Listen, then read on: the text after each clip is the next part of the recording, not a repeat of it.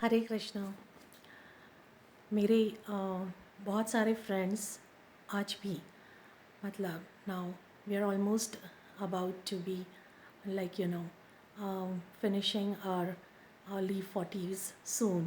So many of my friends today even they ask what books to read, and they read novels, etc. And I am shocked that इतनी उम्र होने के बाद भी लोग ऐसी किताबें क्यों पढ़ेंगे, novels and fiction, like those are not fiction novels. So, and they asked me, what do you do these days? What do you read? And then I said, I brought some Bhagavad Gita, Bhagavatam books, and Chaitanya Charitamrita, and they are like, and then they keep quiet. They don't want to hear anything further. So, so I today thought I would just speak on this granthas and why reading them is so important, because the fiction novels are they're not they'll help you to some extent, but not in the times of crisis in your life. um, जीवन क्या है, हाँ इन हम जीवन क्या है, फिर ये मानव देह क्या है, भगवान कौन है, जीव का क्या नाता है भगवान से, इत्यादि ये सब प्रश्न हमें पता होने चाहिए। ये इस पर कोई विचार नहीं करता। भगवान पर भले ही बहुत श्रद्धा होती है, लेकिन इन बातों पर कोई नहीं विश्वास करता और विचार भी नहीं करता कि ये जानना कितना ज़रूरी है। पर मैं बताऊंगी कि ये जो ग्रंथ हैं हमारे, भागवत गीता, श्रीमद् भागवतम और चैतन्य चरितामृत, इन्हें पढ़ने से आपको जीवन का लक्ष्य पता चलेगा और आप जीवन में सदा प्रसन्न चित्त होकर जीवन यापन करना चाहेंगे, एक अच्छे इंसान बनेंगे।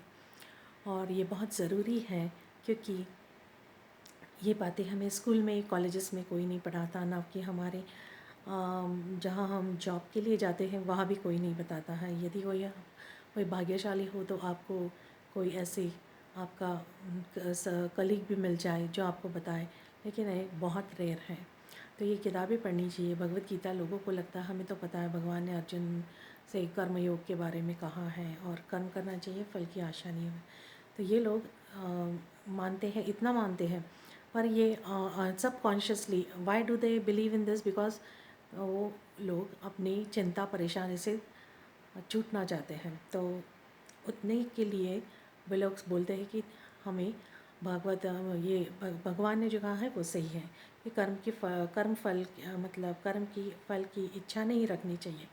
तो ये लोग, वो लोग किस लिए मानते हैं ये अलग बात है, पर अध्यात्म या फिर ग्रंथ पढ़ना ये कोई नॉवेल जैसा पढ़ने वाली चीज़ नहीं है। इन्हें समझ कर पढ़ना चाहिए। भगवान प्रसन्न हो रहे हैं कि नहीं, इसका हमें ध्यान रखना चाहिए। और ये हमें कैसे पता चलेगा कि हम ठीक चल रहे हैं, ग्रंथ पढ़ के हम सही कर रहे हैं, उसका हम व्यावसायिक स्तर के ऊपर तो नहीं ला रहे हैं उसे। ये भगवान की प्रसन्नता के लिए ही ग्रंथ पढ़े जाते हैं, ना कि हमारे कोई भौतिक विकास के लिए। सबसे पहली बात तो ये है।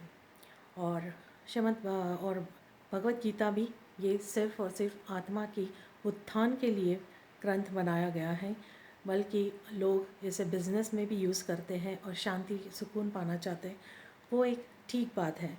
लेकिन जब भगवान की बात आती है तो ये ग्रंथ उतने ही बहुत कठिन प्रतीत होने लगते हैं, क्योंकि ये भगवान की वाणी है जो कभी हमें आसानी से समझ में नहीं आ सकती, जब तक कि हमें एक बोनाफाइड गाइड ना हो, जिसे हम गुरु रूप में वर्ण कर सके और जो हमें ये ज्ञान दे सके। तो ये ग्रंथों को ऐसे किसी बोनाफाइड गुरु की और जो बोनाफाइड परंपरा से आता हो, उसके अंडर में रहकर ये सीखने चाहिए, पढ़ने चाहिए और अन्य को भी बताना चाहिए। क्योंकि भगवान, जब उनके बारे में हम दूसरों को बताते हैं, अन्य जीवों को, तो भगवान बड़े प्रसन्न होते हैं। तो इसलिए हमें ये सब बातें जानना बहुत ज़रूरी है। और आज मैं बता रही हूँ कि मेरे ये जो ग्रंथ है मैंने कैसे प्राप्त किए और किस तरह से ये जीवन में बहुत उपयुक्त है और आपको ये भगवान के पास लेके जाते हैं, क्योंकि जीवन का लक्ष्य है भगवत सेवा। तो आज इन्हें रोज़ आप आधा घंटा या 1 घंटा पढ़ लीजिए। आप श्रील प्रभुपाद की भगवद गीता यथारूप या Shrimad Bhagavad Gita as it is and ये कॉपी ला सकते हैं। मराठी में भी है भगवद गीता जशी आहे तशी। तर हे सगळे तुम्ही आणू शकता तुमच्या घरी आणि हे 3 ग्रंथ अवश्य आणा आणि वाचा आणि जीवनाचं ध्येय जे लक्ष्य ते पूर्ण करा आणि भगवान तुमच्यावर प्रसन्न राहो। तुम्हा सगळ्यांची पण मला आशीर्वाद मिळो। धन्यवाद। हरे कृष्ण।